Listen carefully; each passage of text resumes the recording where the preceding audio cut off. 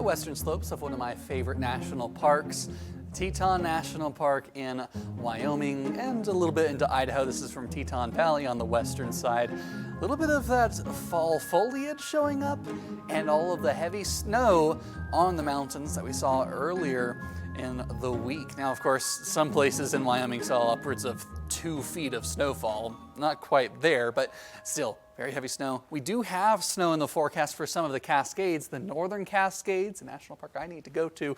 Mount Rainier also on the list, and the Olympics also on the list. I need to explore a little more of Washington. But we do have more rain coming in with the next couple of systems here.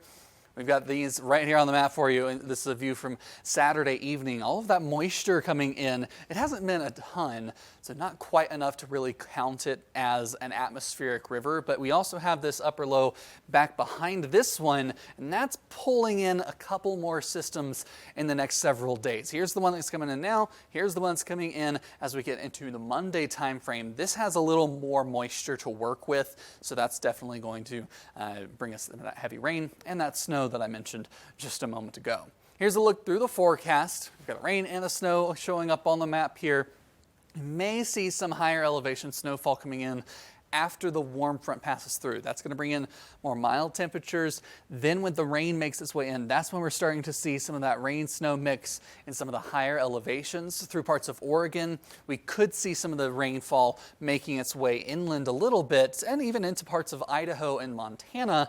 It's just not going to have as much moisture as maybe we could use as we're in a drought. Look at the Olympic Peninsula there. We've got some places upwards of 3 inches of rainfall expected. Northern Cascades, maybe upwards of 2. That's where we have that level 4 drought in the area. And again, like I said, northwestern Montana, northern Idaho, also in a drought. We could use the moisture. It's just not quite making its way all the way in. Overnight lows across the Pacific Northwest down into the 40s and 50s, some places a little warmer than others.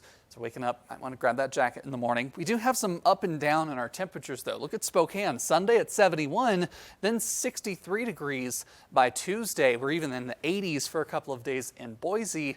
Then the cooler air arrives with that cold front later on. Seattle, Washington, a 7-day forecast here for you. We've got 60s on the way for the next few days. We get into the upper 60s after we clear out that next system, but then Saturday, look at that. Another hint of more rainfall coming in. Boise, Idaho, we're also looking at those 80s like I mentioned. A quick dip into the 60s, then we're back out into more mild weather, above average in the 70s for the later half of the week. The forecast for Montana and Wyoming is a little more quiet here.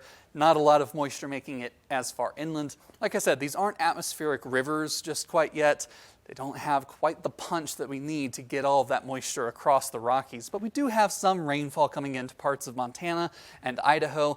Very light amount of rain, just here and there, maybe 1/4 to 1/2 of an inch at best for some of these spots. Du Bois, Wyoming, 34 degrees for your low. Casper down to 36, 41 in Billings, 44 in Missoula. The next few days are up and down, 60s to 70s to 50s as we have that next system coming through. A 7-day forecast for Casper, Wyoming, 60s and 70s trading off throughout the week.